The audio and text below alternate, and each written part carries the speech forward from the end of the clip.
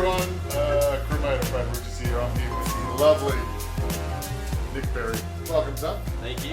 You're obviously not drinking. You're on the sober October, whatever got this some month is. BCAs in here in the little trough. You're such a... You're disappointed. I'm You're not such enjoying a... it. You disappoint me. So that's why Avery's the star of the team. That's why she's the star. She's the international. Yeah, she's a raging alcoholic. Look, standard question to start off. How'd you get in the business? Simple. Sure. Yeah? Yeah. Well, just another little nerd in high school, I guess, and it's all I ever wanted to do. So once I was researching schools, I thought that the only Australian wrestling school in the whole country was AWF because that was Australian Wrestling Federation. So naturally I thought, well, I better call TNT at 13 years old saying, hey mate, I'm going to fly up every school holidays. And he's happy to take my money and all that sort of stuff. And mum and dad wouldn't let me go until I was 18. So then I found Vicious Pursuit with Carlo Cannon and Peyton Royce, which she was Casey Cassidy at the time. And then I spent a couple of years down there, and naturally I told mum and dad I'd be taking a gap year so they wouldn't second guess me going to uni, but that was all just a big plan to then go, well, now I'm going to Landstorms in Canada and I'm doing this and I'm doing this, and wrestling's moving on a little bit, so maybe I'll just keep that off for another year and another year. I wasn't very smart anyway. No, we can tell. No, well, yeah, thank you.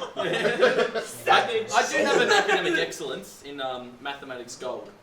As I tell international people, there's gold, silver and bronze in Victoria, but really there's specialist methods further and foundation. But my school wanted to call it gold because we feel better about being gold. I gave up after you. I don't want to come to I was the smartest dummy. Right, Once. okay, yeah. See that? Yeah. And from there back to wrestling. Spent a little bit of time in Canada with Lance, and that was awesome. Came back here, wrestled here for a little bit. Did a stint in OVW with Rip Rogers. That was awesome as well. I was actually really grateful I got to spend some time with Matt Capitelli before he passed too. He was really good to learn off, and yeah, just been cruising along since and trying to take little bits of flavours from everyone, put all the pieces together. Well, you've put the pieces together because, as you said, you've got all these different trainings, you've had different snippets of it, and you've then gone ahead and formed probably the greatest tag team in MCW history with Mitch Waterman. Yep. The Brat Pack. Mate, I need to know the history there because when you guys started out, I remember you coming up to me saying, oh, what do you think? And I'm like, guys, you can merge mini footballs, you can merge this, you can merge that, and you're like, nah, man, we're just going to annoy the shit out of people. And that's kind of what you do. Yeah. So how did that come about? Like, it's just a pairing that's meant to happen. It kind of feels like that now, hey? Yeah. Like, Mitch and I hardly knew each other. I'd met him once before that, and this is going back to start of 2016, I think the Brat Pack formed, almost 4 years ago now. And yeah, we hardly knew each other, and I'd met him once or twice before that. Actually, the first time I met him was watching a pay-per-view at Lockie Hendrick's house when I was still in high school, and you just mutually get to know him because he likes wrestling, you like wrestling. And then we got put into a ring together, and it was literally, hey Nick, we want to bring you in as a singles. You've had a couple of matches here already. We don't know what to do with you, so we're going to put you in a tag team. Hopefully that works. We don't want to get you lost in the shuffle. Mitch was like, hey, we've got an opportunity for you as well. We don't know what to do with you. We're going to put you in a tag team with Nick. See how you guys go. So sink or swim. And MCW gave us the basis of the idea. They gave us the name, and they gave us sort of like what they kind of wanted. And then Mitch and I just went, what about this? What about this? And we just naturally were big bogans, and we're just like, well, this is perfect. And it's like, so you're basically saying that I just need to be me. So this is cool. Like, I was just at footy training last night. Oh, yeah, sure. Coach Baz gives me good tips. So it just naturally flowed on from there, and we're just like, well, we can tap into this market because everyone knows these dickheads. Yeah. And if we just amp that up a little bit more, then it's going to work. That's it. And it has worked. It's been, what, 4-5 time tag team champion? Yeah. 4 time? Yep. And let's face it, you guys are a great team, but with the lovely Avery over here, what a trio! Seriously, it's like you all fit so well together. She completed us. Yeah, exactly right. We needed some dirty skank. Yeah. There's an We were awful like, joke you! there. Skanks unite! Yes! But the Brat Pack is like, you guys have just really just found each other. And that's the thing. Like when you guys are on, you watch a match with you both, and it's not like, oh, we shouldn't have done that, or we shouldn't have done that. You just flow so naturally. You do wrestle like you are a footy team. You just play it out, and it's a great thing to watch. Thank you. Yeah. But let's be honest. You are a wrestler, so tag team's great. Sharing the glory's great. But do you prefer singles, or are you quite happy with the tag? At first, of course, like selfishly, I wanted to be a singles guy. And I always liked tag team wrestling, but since teaming with Mitch, having so much fun there and having so much fun when Talara came along, and that was great. And then it was just, the Brat Pack really just formed, and it was so strong for that couple of years. And then she went off to do her own thing, and we stayed together. And now it's to a point where I honestly prefer tag team wrestling. And it's like, I feel like Mitch and I are stronger together than as a single. Sure, we haven't really gone down that path too much. We definitely wrestle singles elsewhere, but we're pretty much known throughout the country as the tag guys, and I feel like you can really make a career out of that. Like, you look at the Young Bucks, they're the modern day Hardys. Yeah. And they've stayed together the whole time. So I feel like there's always a place for a good tag team on every show, and if you can be that tag team, then you've always got a place on the show. Awesome. Now, as you just said, you do like your tag team wrestling, but you've got a singles match coming up November 2nd against Mitch at Showdown. Yes, I do. Yep. Yeah. Yeah. Is it one of those situations where, because we're great mates, we're going to beat the shit out of each other? Pretty much, yeah. Ruffling in each other's feathers a little bit, and there's always that little bit of argy-bargy where you're like, oh, well, who really is the better Brat Pack member and all that sort of stuff, and I feel like fans want to see that too, because sometimes it really does bring out the best. Like, you've always seen when tag teams are split up and they have this big blood feud. Well, we're mates. We're like best mates. We're never going to have a big blood feud. It's just not going to happen, but we're Famous still last competitors. words, but yeah, go on. Yeah. Unless he fucks me. Yeah. No, I'm kidding. But, yeah, like, we're still competitors, so we still want to see who's the better one all the time, and we're going to go out there and absolutely kill it. Now, competing, I know you've got a hot streak in you, and Mr. Cameraman, get onto his face, because have a look at that scar under his lip. Yep, right there. One of the Philippe brothers, I can't remember which one it was, because to me they're exactly the same. But a knee come down right on your face. Yeah, yep. What's the extent of the damage? And I mean, it's a lovely scar. Yeah. It's a beautiful scar. It was a shin boner, because it was his shin.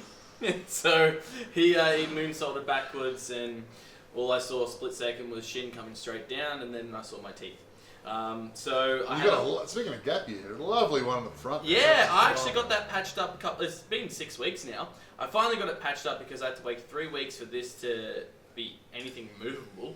I lost 6 kilos. And I was really trying to bulk on some size this year, so I went up to 89 kilos. I can help you with that. I'm pretty good at bulking on size. Yeah. Beers help. It does. Kaiju. And I went down 6 kilos just by not being able to eat. So I had 11 stitches across here, and 4 on the inside.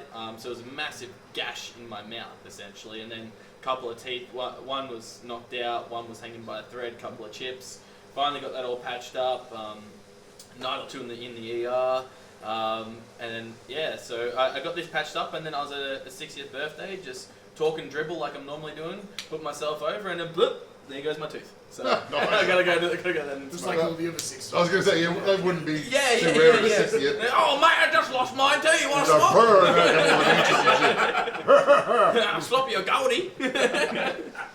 Almost a year ago, you were on the WWE network helping Charlotte Flair to her feet. Dr. Bez, Mate, how did that go? Because everyone, I was in the stands, and they show it on the MCG screen, and pretty much all the workers in the crowd are like, that's fucking Nick. How did that happen? How'd you get there?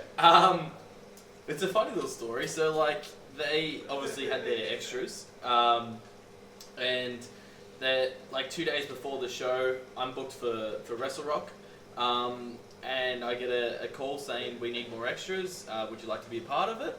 And I'm like, absolutely. When is it? Like, what time do you need me there? And he's like, well, it's going to be conflicting with Wrestle Rock. I'm like, fuck. So here we go. So, sorry, I'm going to take this offer. I'm going to be a doctor for a day. Only a little bit ahead. Yeah. A little bit ahead. And essentially, once I got there, I didn't know what the plan was. We rock up there, all dressed nicely, suit and tie. No bum bag, let the bum bag at home. Oh, jeez. I thought I should. Yeah. there is a message out there saying, should I wear the bum bag? Like, we get there and basically Roman first of all wanted to spin me through a barricade. And because we were sitting on the outside, and he's like, "Hey, any of you guys want to get speared through this? We'll get you an extra payday." And they were going to pick one of us, and I'm like, "Sure, I'll take the extra payday. Just take it up. Why not? Yeah."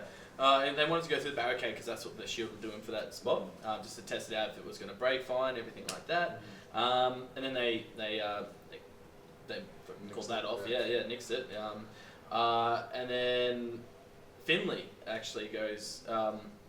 Everyone stand up, so we all stood up, and then he's like looking at us all. And I didn't put the slits in on purpose.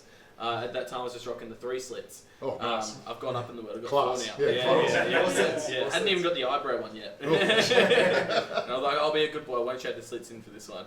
And thank God I didn't, because he's like, you look fine, and you, Marcus, cool. So we were chosen as the doctors because other people got dreadlocks there. They've got crazy hairdos and everything like that. So we needed doctor-looking people. So, here I am. You can see the word boring. No. The math goal came in handy. Yeah, Jake still looks like a guy that's getting served by a doctor. Jake still looks like the doctor who sells stuff by grams. He's in for PCP, I'm sorry.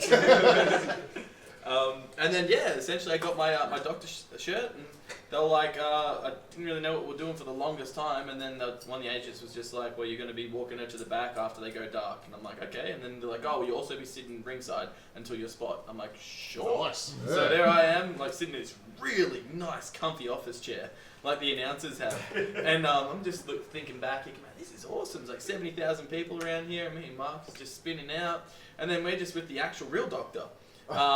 And so of course, like we're trading notes. What to do in these situations. You look like you need mouth to mouth. No, I'm walking. No! No, I'll save you, Charlotte Flair. Did you get a prescription pad? That's really the question. Unfortunately, no. That's the end of this interview then.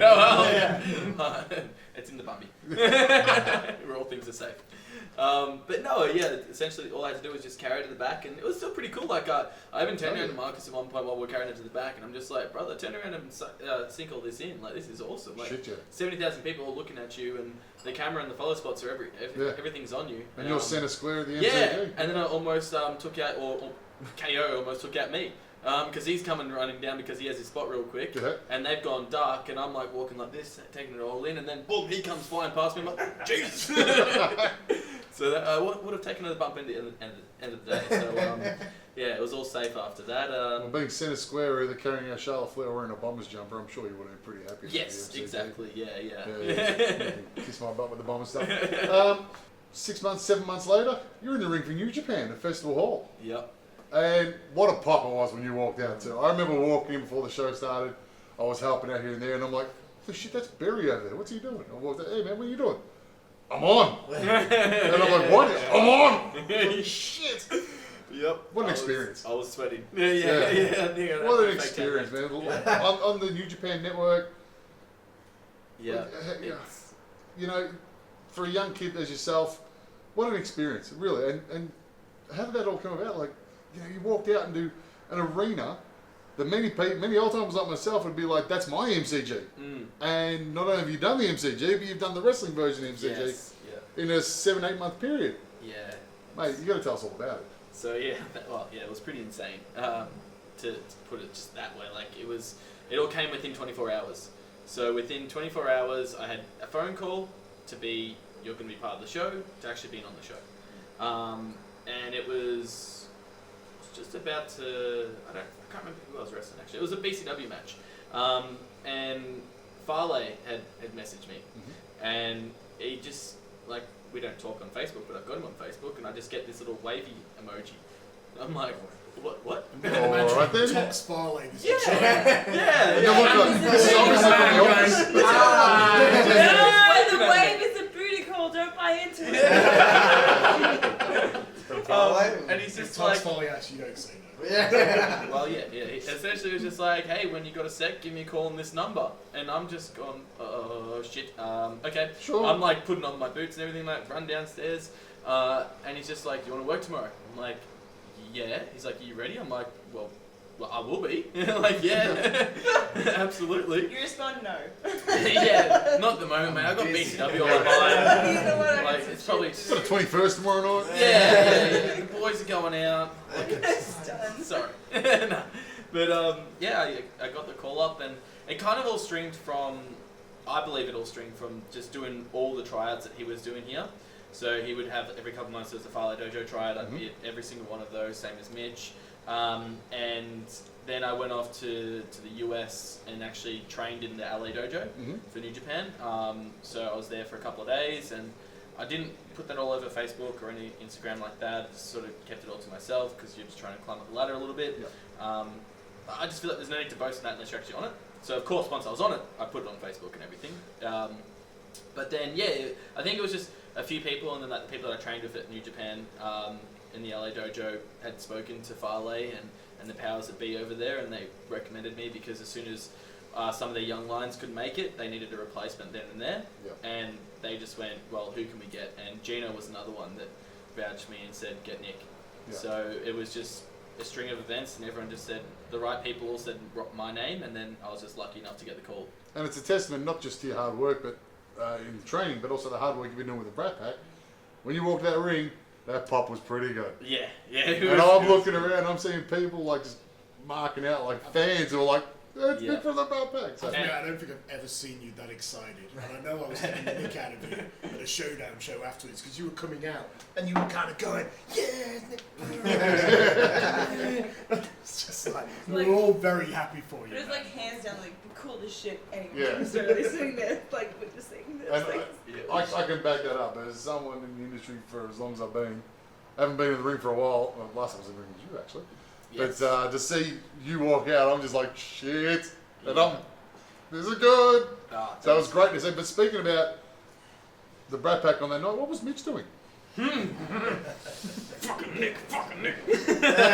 Sweeping. Was he sweeping? I saw him after the show. So I watched you come out. You obviously had your... Wait, did I say Nick or Mitch? Mitch. You said I said Mitch. Yeah. But you came out, you had your golden moment, then afterwards I saw Mitch on the ground floor and he was sweeping up. And I said, wasn't it cool about Nick? Just like... And then I think he walked out with your really bag. happy for you. I think that's why we're wrestling. Revenge. You'll remember. And then he walked out with your bag, which I thought was really nice of him to do that for me. Poor fella. As Mr. Coyne stated earlier, FWA Women's title. You're wearing it with pride, son. Did you bring it today? I didn't know. Oh, you're the worst. It's in the bloke. safe vault. Oh, good. Yeah, it's my most prized possession. As it should be. Fuck me. Yes, and clearly we have a challenger. Well, Yeah, that's well, why we can't So fight. So if you bought it, we could have done it here. We could have. Unsanctioned, but sanctioned. Oh, baby. Now, look, to close out, you've made a big announcement just recently. Ring of Honor in the UK against, I forgot their name, Lifeblood. Yeah. Wow, what an opportunity that is. Yeah. You've got to be excited. You've got to be pissing your pants a little bit too, actually. Yeah, shit bricks. Yeah. I can't wait.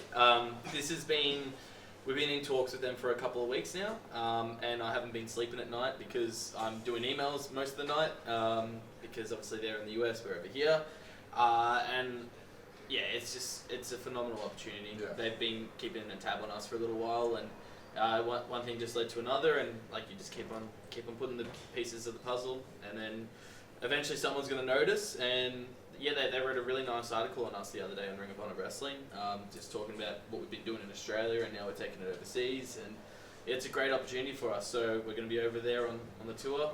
So first match in London against Lifeblood, and I honestly can't wait. It's going to be a real test. They're one of the best companies in the world. Yeah, definitely. We've been watching them for years now, and it's like, it's really surreal to think that what I've actually achieved is now going to go over there, and everything they've been doing has been to get over there, and now we're there, you know. So we're there. Is is Ring of Honor the only company you work for over there, or? They're over in the UK. UK, yeah. Yeah, they'll be there At the moment. Yeah. Cool. Yeah. Awesome, mate. Well, thank you very much for coming in. No worries. Cremator Brad Richards. This is the unit.